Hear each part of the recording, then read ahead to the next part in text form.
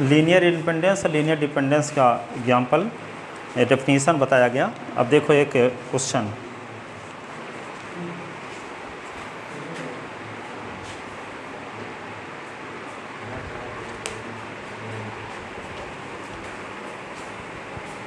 देखो क्वेश्चन एक है इस पर आधारित,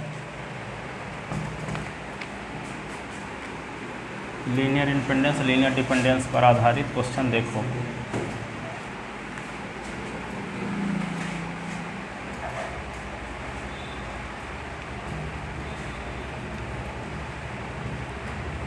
क्वेश्चन ये है, check whether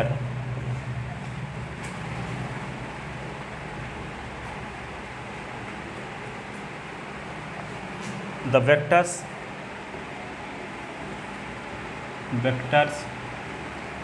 alpha 1 is equal to 1 2 3, 1 2 3, alpha 2 is equal to क्या है 1 0 1, 1 0 1, अल्फ़ा 3 इज इक्वल टू क्या है 0 1 0, 0 1 0, 0 1 0 are linear independence, are linear independence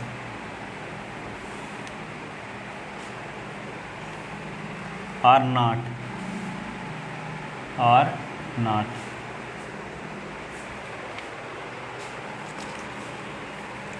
तो देखो यहाँ पे सलूशन इसका देखते हैं। तो लेट a1 a2 तीन वेक्टर हैं, तो तीन स्केलर भी लेंगे, a3 belong in F such that a1 alpha 1, a2 alpha 2, a3 alpha 3 is equal to 0। ठीक है ना। तो यहाँ पे a1 लिख लो, अल्फ़ा 1 के स्थान पे क्या लिख दोगे 1 2 3, a2 लिख दो, अल्फ़ा 2 के स्थान पे क्या लिख दोगे 1 0 1, a3 लिख लो और यहाँ पे अल्फ़ा 3 के स्थान पे क्या लिख दोगे 0 1 0 इज इक्वल टू 0। यदि a1 बराबर 0, a2 बराबर 0, a3 इज इक्वल टू 0 दिखा दोगे, इसका मतलब ये हो जाएगा कि ये alpha 1 alpha 2 alpha 3 linear independence है। ठीक है ना। आप ये पहले से जानते हो कि V3F क्या होता है, एक वेक्टर स्पेस होता है और ये त्रिक के रूप में एलिमेंट है, तो इसका यस के एलिमेंट क्या हो गए अल्फ़ा 1 अल्फ़ा 2 अल्फ़ा 3। तब यस के वेक्टर लीनियर इंडिपेंडेंस कब होंगे, जब जितने यस में एलिमेंट हैं उतने स्केलर लिए हम a1 a2 a3 और इनके गुणनफल का योगफल शून्य किए। और यदि हम ये दिखाने में कामयाब हो गए कि a1 का मान भी शून्य है, a2 का मान भी शून्य है और a3 का मान भी शून्य है, तो इसका मतलब तीनों वेक्टर लीनियर इंडिपेंडेंस हैं। यदि तीन में से कम एक 0 के इक्वल नहीं है तो लीनियर डिपेंडेंस हो जाएगा। तीनों शून्य है तो लीनियर इंडिपेंडेंस हो जाएगा, और तीन में से कम एक 0 के बराबर नहीं है तो लीनियर डिपेंडेंस हैं। तीनों 0 के बराबर नहीं तब भी लीनियर डिपेंडेंस। कम से कम बोल रहे हैं ना, तो अधिक से अधिक पक्ष में रहबे करेंगे। कम से कम एक 0 के बराबर न हो, अधिक से जितने हो जाएं। ठीक है। तो यहाँ पर इसको सॉल्व करते हैं। तो a1 का अंदर गुणा करो सबके साथ, a1 2 a1 और 3 a1, ये क्या होगा 1 a2 0 a2 और 1 a2। यहाँ पे क्या होगा 0 a3 a3 और 0 a3 इज इक्वल टू 0। अब इन तीनों को जोड़ोगे तो कैसे जुड़ेगा, इसका फर्स्ट कंपोनेंट इसके फर्स्ट कंपोनेंट के साथ, इसके फर्स्ट कंपोनेंट के साथ जुड़ेगा, सेकंड के साथ। तो क्या लिखेंगे a1 plus a2 plus 0 a3, 2a1 plus 0 a2 plus a3, 3a1 plus a2 0 a3 is equal to क्या हुआ 0 0 0 0 0 0।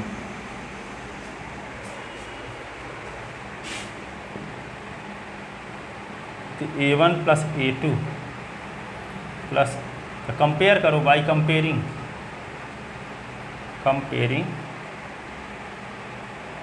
तो क्या होगा A1 plus A2 plus 0 A3 is equal to 0, 2A1 plus 0 A2 A3 is equal to 0, 3A1 plus A2 plus 0 A3 is equal to 0।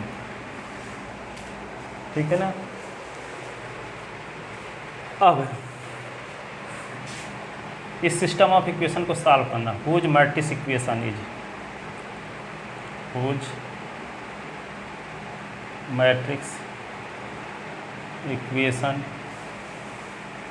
Is क्या होता है, Ax is equal to B1 where A is equal to coefficient matrix, coefficient matrix. तो A is equal to coefficient matrix क्या है बोलो, यहाँ पे 1 1 0 1 1 0 2 0 1 2 0 1, हाँ 3 और 1 0, ये कोफिशिएंट मैट्रिक्स हुआ।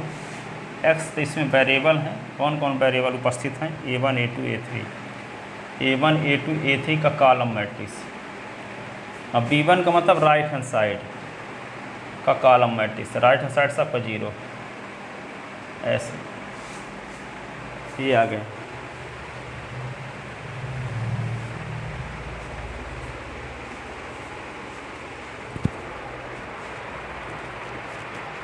ठीक है।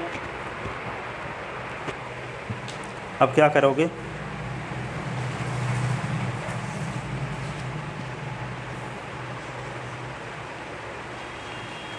इस मैट्रिक्स ए की रैंक निकालते हैं। क्या निकालते हैं, रैंक। तो यहाँ पे रैंक निकालने के लिए क्या करते हैं, पिछले साल फर्स्ट ईयर में आप पढ़े हो, इसकी डिटरमिनेंट वैल्यू निकालते हैं। हाँ ये मैट्रिक्स, लेकिन इसको डिटरमिनेंट मान कर सॉल्व करते हैं। डिटरमिनेंट का साइन ऐसे होता है, तो यहाँ पे 1 1 0 2 0 1 3 1 0, इसको आप डिटरमिनेंट मान के सॉल्व करते हैं। ठीक है, रैंक के लिए। अब यहाँ पे डिटरमिनेंट वैल्यू कैसे सॉल्व करते हैं, एक लिखो और एक जिस रो और जिस कॉलम है उसको छोड़ दो, तो क्या बचेगा 0 1 1 0, फिर बीच में माइनस है। ठीक है, एक लिखोगे फिर इसको छोड़ोगे इसको छोड़ोगे तो क्या आएगा 2 1 3 0, फिर 0 इंटू इसको छोड़ोगे इसको छोड़ोगे तो 2 0 3 1, ऐसे एक ही डिटरमिनेंट वैल्यू। तो 1 इंटू क्या लिखें, 0 का गुणा 0 के साथ 0 माइनस 1 0 माइनस 3, अब 0 गुणे 2 माइनस 0, ऐसे एक ही डिटरमिनेंट वैल्यू। तो 1 into minus 1 minus 1 into minus 1 minus 3, और यहाँ पे 0, तो पूरा 0 हो जाएगा ये। तो 0 एक की डिटरमिनेंट वैल्यू क्या आ गई, -1 और +3, तो एक की डिटरमिनेंट वैल्यू क्या आ गई 2, तो 2 यानी 0 के बराबर नहीं है। अब देखो यहाँ पे क्या होगा, अब आपको समझाते हैं, बहुत समझने वाली चीज़ है, क्योंकि फर्स्ट ईयर में तो पढ़ देना हो गया, परीक्षा नहीं हुई थी तो। ठीक है, तो ए की डिटरमिनेंट वैल्यू 0 के इक्वल नहीं आ रही है, इसका मतलब ये हुआ, क्या हुआ, ये कोफिशिएंट मैट्रिक्स ए की जो रैंक है, सुनो, जाति रैंक जिसको बोलते हैं, तो कोफिशिएंट मैट्रिक्स ए की रैंक क्या होगी, 3 होगी। ठीक है, सुनो पहले क्यों 3 होगी, लिख लो, यहाँ तक लिखे। यहाँ पे क्या करेंगे, जिस सारणी का मान यहाँ 0 के बराबर नहीं आया, ऐसा भी तो हो सकता है 0 के बराबर आ गया। यदि मान लो 0 के बराबर नहीं आया तो इसका मतलब 3 पंक्ति और 3 रो और 3 कॉलम का जो माइनर बना उप सारणी, इस मैट्रिक्स है, ये मैट्रिक्स, ये जो डिटरमिनेंट बना, इसको हम क्या बोल सकते हैं कि इस मैट्रिक्स से 3 रो और 3 कॉलम का बनने वाला माइनर है, उपसारणिक है। क्या है? उपसारणिक। अब इसका मान निकालते हैं तो शून्य के बराबर नहीं आया तो हम कहेंगे कि इस मैट्रिक्स की रैंक 3 है, रैंक 3 है। मान लो इसका मान 0 आ गया होता, मान लो यहाँ 0 आता तो कहते रैंक 3 नहीं है। तो रैंक 3 नहीं है तो फिर क्या करते? तो इस मैट्रिक्स से हम क्या करते, 2 रो और 2 कॉलम का कोई माइनर लेते, ऐसे A1 ऐसे लेते, जैसे 1 1 ले लिए 2 0, A2 ले लिए जैसे मान लो 1 0 0 1 1 0 0 1, A3 ले लिए जैसे क्या 2 3 0 1 2 3 0 1, फिर क्या ले लिए 0 1 1 0, A4 0 1 1 0। ठीक है। अब ये जैसे माइनर ले लिए 2 रो 2 कॉलम वाले, अब इसका मान निकालते हैं। तो A1 का मान जब निकालेंगे तो 1 का गुणा 0 के साथ, तो 1 गुणे 0 बीच में माइनस 2 गुणे 1, तो A1 का मान क्या आ गया? A1 उपसारणिक का, तो क्या होगा 0 माइनस 2। ठीक है। यहाँ A2 का मान निकाल लिए तो क्या आएगा? 1 गुणे 1 माइनस 0, 1 ही आएगा। A3 का मान निकाल लिए तो क्या आया? 2 माइनस 0 तो 2 रहेगा। A4 का मान निकाले तो क्या आया? 0 माइनस 1 गुणे 1, यहाँ माइनस 1 आया। तो यहाँ पे ये हुआ, जब यहाँ 0 आ गया होता तो हम क्या करते, इस मैट्रिक्स से 2 रो और 2 कॉलम का माइनर बनाते। अब कई बनते, उनमें से यदि किसी एक का मान 0 के बराबर नहीं है, किसी एक का मान 0 के बराबर नहीं है, बाकी चाहे सब 0 हो जाएं, पर कम से कम एक ऐसा होना चाहिए जिसका मान 0 के बराबर ना हो, तब हम ये कह देते हैं कि इस मैट्रिक्स ए की रैंक क्या है? रैंक 2 है, रैंक 2 है। सपोज करते हैं कि जैसे मान लो एक मैट्रिक्स ए है इस प्रकार का, इसके एलिमेंट 1 1 1 है, 1 1 1 है, 1 1 1 है। अब इसमें 2 रो 2 कॉलम का भी कोई मैट्रिक्स A1 बनाते हैं उपसारणिक, 1 1 1 1 कोई भी बनाएंगे तो इसका मान भी 0 रहेगा। तो जितने 2 रो 2 कॉलम के माइनर बनाएंगे तो सबका मान 0 रहेगा कि नहीं रहेगा? इसका मतलब इस मैट्रिक्स की रैंक जो है 2 भी नहीं है। पर इसमें ऐसा तो नहीं आ रहा है ना, कम से कम एक 0 के बराबर नहीं होना चाहिए, तो कई का मान है 0 के बराबर नहीं है। कम से कम एक होना चाहिए जो 0 के बराबर हो, चाहे बाकी सब 0 हो जाएं, तब भी रैंक 2 कह देंगे। ठीक है।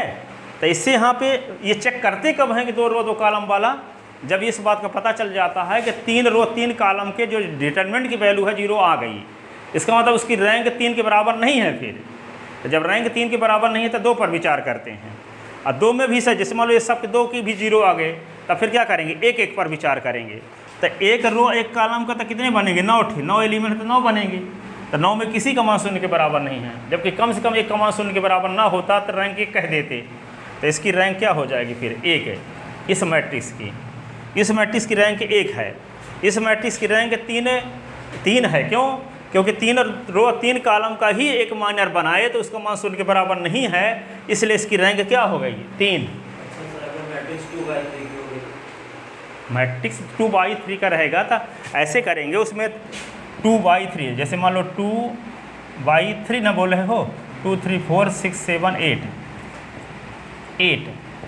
तो इस मैट्रिक्स है 2/3 का है। और फिर इसमें अगर 0 के इक्वल नहीं आएगा तो फिर क्या? हाँ बता रहे हैं ना। तो इस मैट्रिक्स से डिटरमिनेंट जब बनाओगे तो डिटरमिनेंट तो क्या होता है? स्क्वायर मैट्रिक्स होता है, स्क्वायर जैसे होता है। तो हम इससे ऐसे थोड़ी बना सकते हैं, इससे तो बनेगा 2 3 6 7, अथवा ये बनेगा 3 4 7 8। तो हमेशा स्क्वायर ही आएगा कि ऐसा भी आ सकता है? ये ऐसा आ सकता है। ठीक है। तो कहने का मतलब क्या करेंगे, उससे 2 अथवा 3 का बनाएंगे, पर ज़्यादातर आएगा यही। पर बनाते क्या है, जब माइनर बनाते हैं ना, भले यहाँ पे 5 रो 5 कॉलम है, 5 रो है और 4 कॉलम है, पर जब डिटरमिनेंट बनाओगे तो रो और कॉलम समान लेकर बनाओगे। अब यहाँ से 3 रो 3 कॉलम को बन ही नहीं सकता। ठीक है। क्योंकि आपके पास तो क्या है, कॉलम तो 3 ठो हैं, रो तो 3 ठो नहीं है ना। तो 3 रो 3 कॉलम का माइनर बन ही नहीं सकता। ठीक है। तो इस मैट्रिक्स की रैंक 3 होने का सवाल ही नहीं है, 2 ही होगी। तो 2 पर विचार करेंगे। और 2 में से सब का मान 0 हो गया तो 2 भी नहीं होगी, तब एक पर विचार करेंगे। तो एक का मान तो हो करेगा कि 0 के इक्वल नहीं है, क्योंकि ये एलिमेंट 0 तो है नहीं। सब एलिमेंट 0 होते तब होता तो इसकी रैंक 1 भी नहीं होती, सब 0 होते। यदि मान लो यहाँ 0 0 0 0 तो 3 रो 3 कॉलम का भी मैट्रिक्स का मान 0 के बराबर रहेगा, और 2 का भी 0 के बराबर रहेगा, ठीक है, और 1 का भी 0 के बराबर रहेगा, तो उसकी रैंक परिभाषित ही नहीं रहेगी। अगर 0 के इक्वल नहीं है और 3/3 की मैट्रिक्स है तो उसका रैंक जो है 3 होगी। और अगर 0 आ गया, तो 2 रो 2 कॉलम का देखेंगे बाइनर बना के, उनमें से कम 1 का मान 0 के बराबर नहीं है तो कहेंगे रैंक 2 है। अब 2 आर्डर का जो माइनर बना रहे हो तो उनमें कम से कम 1 का मान 0 के बराबर ना होना चाहिए। यदि सबका मान 0 के बराबर हो गया तब फिर उसकी रैंक 1 होगी, उसकी रैंक 1 होगी, ठीक है। अब यहाँ पे तो पता क्या चला कि 3 रो 3 कॉलम के माइनर का मान ही 0 के बराबर नहीं है, ठीक है, इसलिए इस मैट्रिक्स की रैंक क्या हो गई 3। तो रैंक की डेफिनेशन क्या है? कोई नंबर r किसी मैट्रिक्स की रैंक कहलाती है यदि r आर्डर के कम से कम एक माइनर की वैल्यू 0 के इक्वल ना हो और r से अधिक आर्डर के सब माइनर की वैल्यू 0 हो, यानी r+1 आर्डर के सभी माइनर की वैल्यू 0 हो। जैसे कहते हैं कि इसकी रैंक 3 है, तो इससे रैंक 3 है तो 3 से अधिक रैंक, यानी 4 रो 4 कॉलम का माइनर बनाते यदि तो उसका मान 0 रहता, पर इससे तो बनबे नहीं करेगा। इससे मैक्सिमम है 3 रो 3 कॉलम बनेगी ना, मैक्सिमम 3 रो 3 कॉलम बनेगी, वही का उसी का मान 0 के बराबर नहीं है। इसका मतलब इसकी रैंक 3 हो गई, ठीक है। यदि मान लो इसकी 2 रो 2 कॉलम के माइनर की वैल्यू सब 0 हो गई होती तब ना एक पर विचार करते। तो कहने का मतलब क्या हुआ कि कोई नंबर r किसी मैट्रिक्स की रैंक कहलाती है यदि r आर्डर के कम से कम एक माइनर की वैल्यू 0 के इक्वल ना हो, r आर्डर के कम से कम एक माइनर की वैल्यू 0 के इक्वल ना हो, और r से अधिक आर्डर के प्रत्येक माइनर की वैल्यू 0 हो, ठीक है। यदि यहाँ पे इसका मान 0 आ गया होता, इसका मान यहाँ क्या आ गया होता 0, तो हम कहते 2 पर विचार करते, तो कहते इसकी रैंक 2 है। तो रैंक 2 है तो क्यों? 2 से अधिक आर्डर 3 न है, तो 3 आर्डर का जो माइनर बन रहा है उसकी वैल्यू 0 है, तब ना 2 उसकी आर्डर हुई। तो क्या बोल रहे हैं, कोई नंबर r किसी मैट्रिक्स की रैंक कहलाती है यदि r आर्डर का कम से कम एक माइनर की वैल्यू 0 के इक्वल ना हो और r से अधिक आर्डर के सब माइनर की वैल्यू 0 हो। ये नहीं है कि अब 2 रो 2 कॉलम के एक माइनर की वैल्यू 0 के इक्वल नहीं है तो तीनों का हो सकता है कि 0 के इक्वल ना हो, तो फिर रैंक 3 हो गई होती।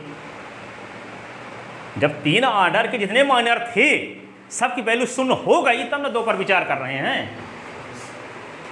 यदि कम से कम 3 आर्डर का एक ठो माइनर ऐसा आपको मिल गया जिसकी वैल्यू 0 के इक्वल नहीं है तो उसकी रैंक 3 हो गई। और जब सब हो जाते, अब 18 माइनर बनता है 3 रो और 3 कॉलम का, तो उसी की वैल्यू 0 के बराबर आ गई, तो इसका मतलब उसकी रैंक 3 नहीं है, ठीक है। तो ये क्या हुआ, तो यहाँ पे इस मैट्रिक्स से 3 रो 3 कॉलम का एक ही माइनर बन सकता था जिसकी वैल्यू 0 के इक्वल नहीं है, इसलिए इस मैट्रिक्स की रैंक क्या है, क्या है 3।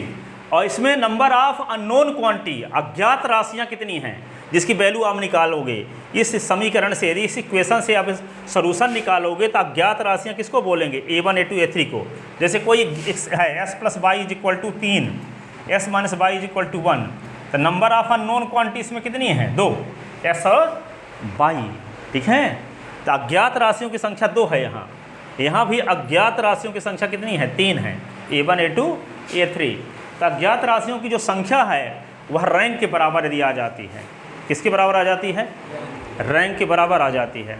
तो अज्ञात राशियों की संख्या जब रैंक के बराबर आ जाती है तब कहते हैं कि दिए गए सिस्टम ऑफ इक्वेशन का एकमात्र सॉल्यूशन a1 = 0, a2 = 0, a3 = 0 होता है। इन वेरिएबल जो दिए गए हैं तीनों वेरिएबल की वैल्यू क्या होगी 0। ये तब पॉसिबल है जब कोफिशिएंट मैट्रिक्स की रैंक और नंबर ऑफ अननोन क्वांटिटी दोनों सेम हो, ठीक है। कोफिशिएंट मैट्रिक्स की रैंक और नंबर ऑफ अननोन क्वांटिटी दोनों सेम है, तब हम ये कहेंगे कि दिए गए सिस्टम ऑफ इक्वेशन का एकमात्र सॉल्यूशन a1 = 0, a2 = 0, a3 = 0। और जब अब यहाँ पे जिन स्केलर का उपयोग किए हैं और उनके स्केलर के मल्टीप्लिकेशन का सम 0 के इक्वल करने के बाद यदि तीनों स्केलर की वैल्यू 0 के इक्वल आ जाती है तब हम अल्फ़ा 1 अल्फ़ा 2 अल्फ़ा 3 को क्या कहते हैं? Linear independence. क्या कहते हैं? Linear independence. कम से कम एक की वैल्यू 0 के इक्वल ना होती तब लीनियर डिपेंडेंस कहते। ठीक है ना? तो यहाँ से क्या हुआ पता चला कि कोफिशिएंट मैट्रिक्स की जो रैंक है वो 3 है, अज्ञात राशियों की संख्या भी 3 है। ठीक है, इसका मतलब ये हुआ कि यहाँ पे दिए गए सिस्टम ऑफ इक्वेशन, ये सिस्टम ऑफ इक्वेशन जो मिले हैं 3 समीकरण, इनका जब हल निकालोगे तो तीनों की वैल्यू क्या रहेगी? 0 के इक्वल रहेगी। अर्थात A1 बराबर 0, A2 बराबर 0, A3 बराबर 0, बिना सॉल्व किए आंसर निकालना, ये है तरीका। ठीक है ना? अब तो ये क्या होगा? अज्ञात राशियों की संख्या,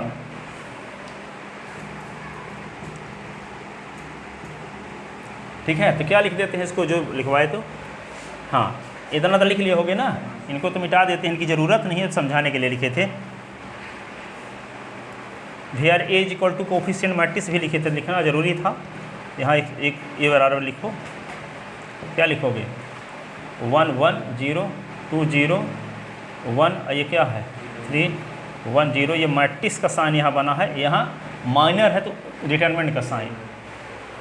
ठीक है, यहाँ से लिखो it means rank of coefficient matrix, it means rank of coefficient matrix, coefficient matrix A को डिनोट किससे करते हैं? रो ऑफ इसे, rho of A is equal to 3। Here number of unknown,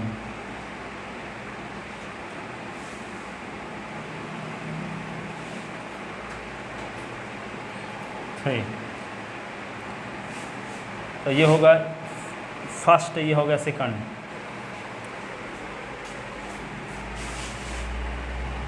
तो since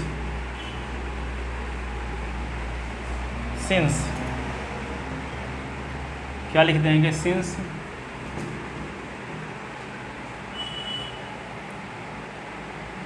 rank of A is equal to number of unknown quantity, number of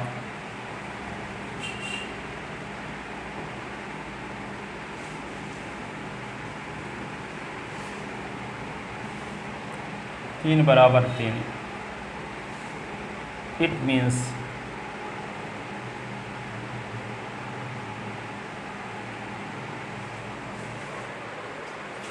given system of equation, system of equation has only one solution, x is equal to A1 is equal to 0, A2 is equal to 0, A3 is equal to 0।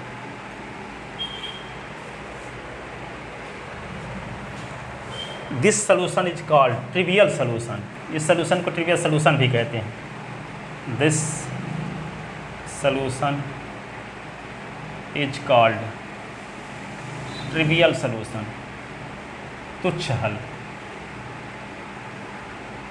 Trivial solution. तो since for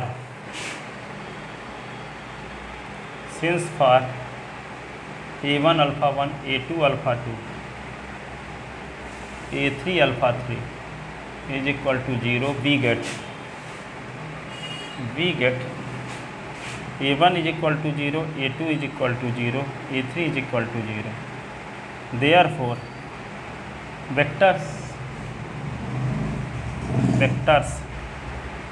alpha 1 alpha 2 alpha 3 are linear independence,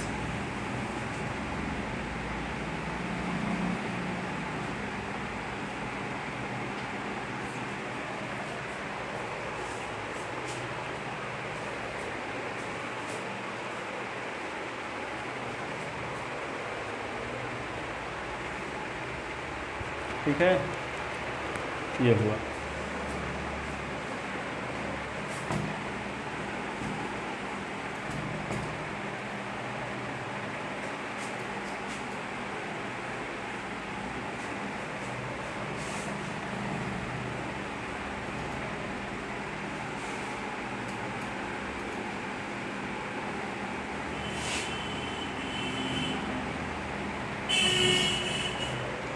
एक simple समझने के लिए लिखो, find the rank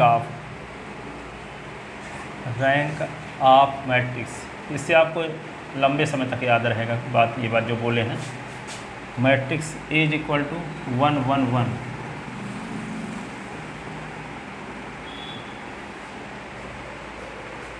Here we see that here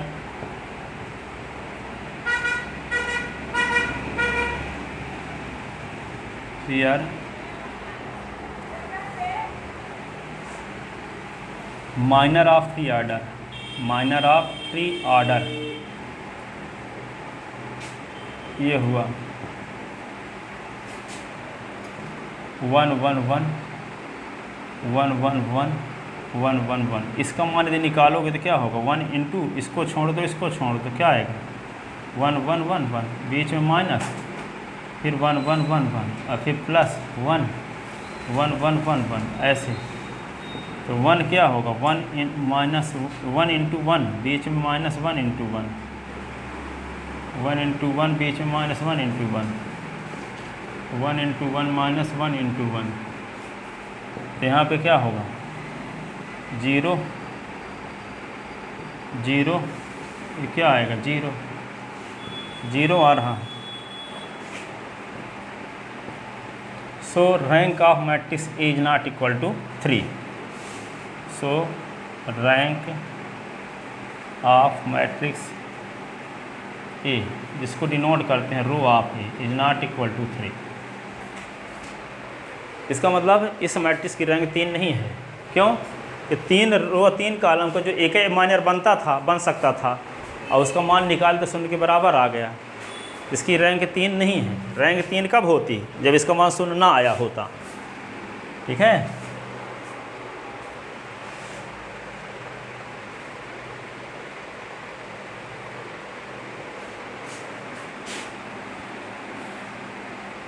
now minor of 2 order, minor of 2 order, minor of 2 order formed by given matrix,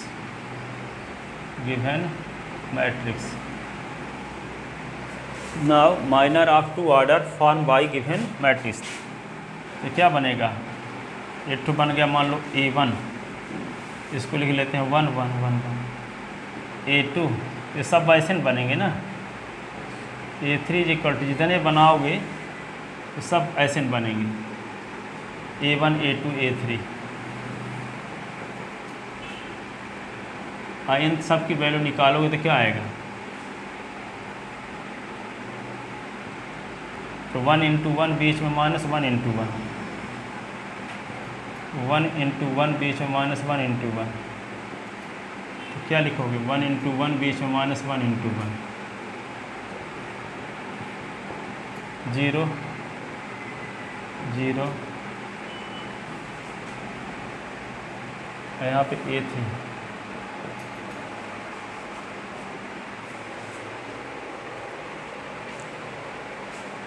Here value of all minor of order 2, here value of all minor,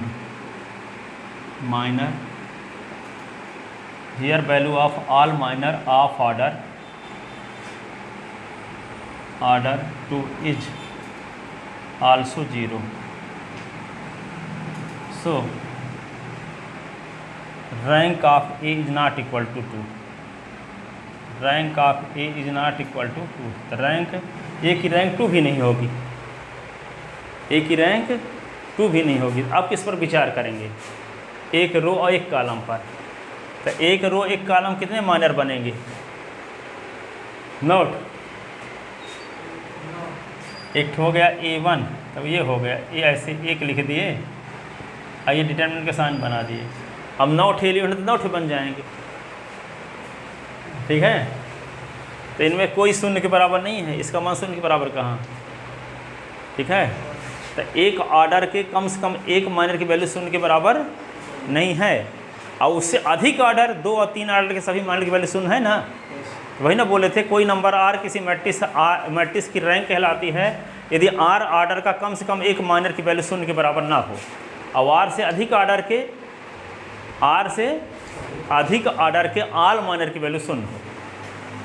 तो जब इसकी rank क्या है, एक है, तो एक से अधिक ऑर्डर क्या होगा, 2। तो 2 ऑर्डर के आल माइनर की वैल्यू क्या होनी चाहिए, शून्य।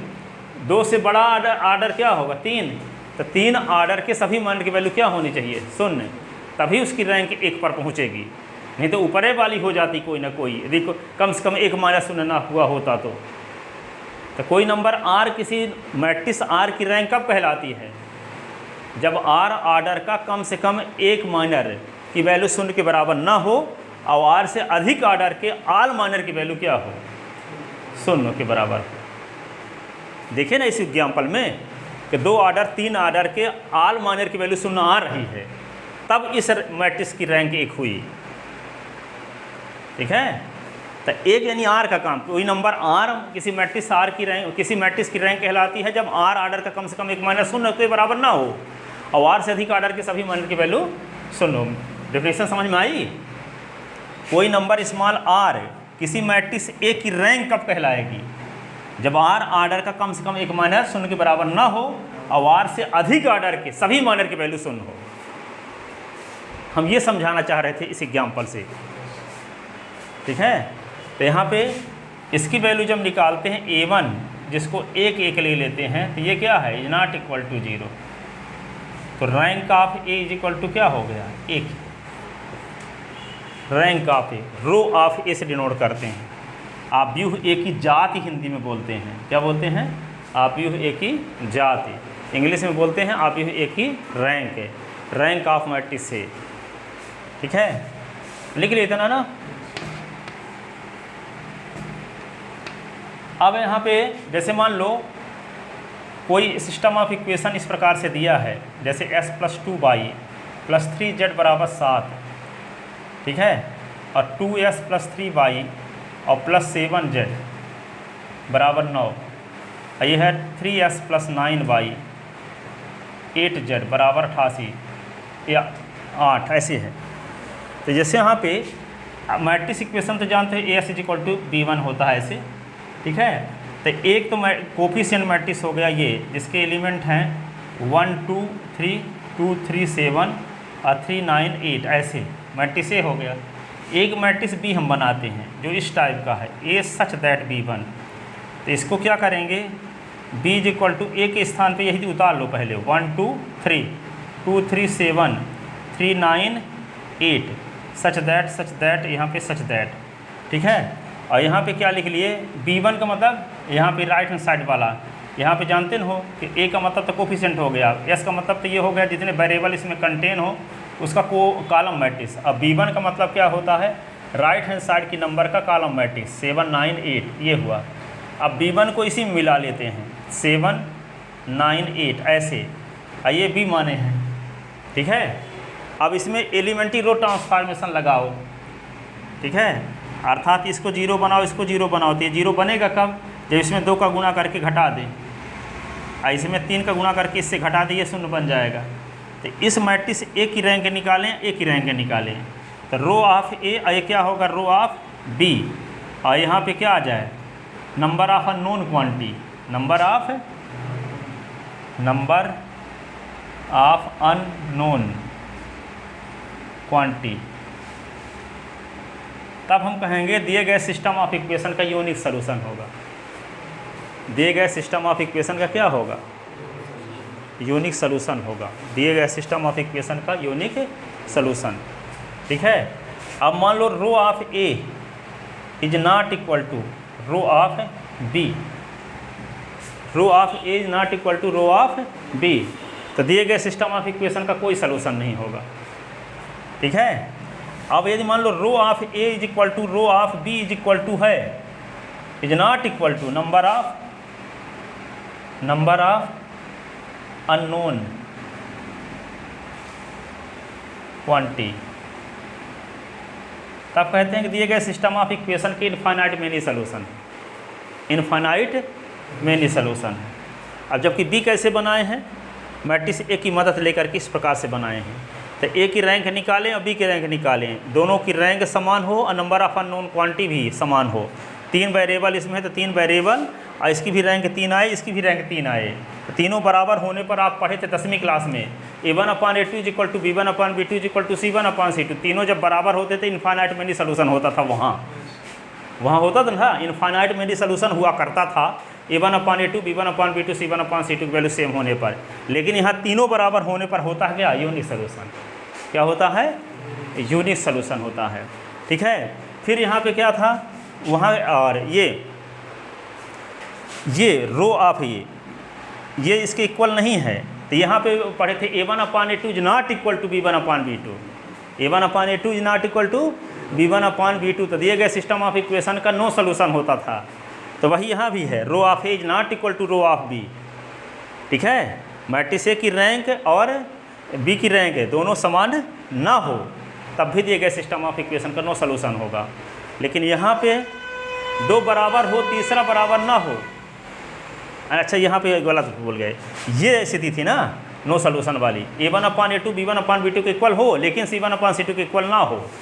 ठीक है, तब कौन सा सोल्यूशन होता था, वहाँ नो सोल्यूशन होता था। लेकिन यहाँ इनफाइनाइट मेनी सोल्यूशन होगा। Rho of A is equal to row of B is not equal to number of unknown quantity. तो दिए गए सिस्टम ऑफ इक्वेशन का क्या होगा, इनफाइनाइट मेनी सोल्यूशन। और यहाँ पे rho of A is not equal to row of B, तो वहाँ पढ़े थे यूनिक सोल्यूशन होने के लिए condition A1/A2 is not equal to B1/B2 is not equal to C1/C2। तो दिए गए सिस्टम ऑफ इक्वेशन का यूनिक सोल्यूशन होता था। लेकिन यहाँ पे क्या है, rho of A is not equal to row of B होने पर दिए गए सिस्टम ऑफ इक्वेशन का क्या होगा, क्या होगा, हाँ, यहाँ इनफाइनाइट होगा तो यहाँ नो सोल्यूशन होगा। तो नो सोल्यूशन वाली तो करीब करीब उसी प्रकार है। A1/A2 is not equal to B1, नहीं है, वहाँ पे गलत है, वहाँ A1/A2 is equal to B1/B2 होता था ना। ठीक है, तो रेखाएं पैरेलल हो जाती थी, तो जब पैरेलल हो जाते कोई सोल्यूशन ही नहीं मिलता था। ठीक है, तो यहाँ समझ में आया कि ए की रैंक बी की रैंक का नंबर ऑफ अननोन क्वांटिटी समान है तो यूनिक सोल्यूशन। ए और बी की रैंक समान नहीं है तो नो सोल्यूशन। ए और बी की रैंक समान है लेकिन नंबर ऑफ अननोन क्वांटिटी के इक्वल नहीं है। ऐसी कंडीशन में क्या होगा, दिए गए सिस्टम ऑफ इक्वेशन का इनफाइनाइट मेनी सोल्यूशन। ठीक है, अब रैंक निकालने का तरीका आपको पता चल गया। कोई नंबर आर किसी रैंक मैट्रिक्स की रैंक कहलाती है यदि आर आर्डर का कम से कम एक माइनर ऐसा हो जिसकी वैल्यू 0 के बराबर ना हो, और आर से अधिक आर्डर के सभी माइनर की वैल्यू 0 के बराबर हो, तब हम आर को कहेंगे उस मैट्रिक्स की रैंक के। ठीक है, अब इस पर आधारित कल क्वेश्चन और बताएंगे, आज इतना ही पढ़ाएंगे।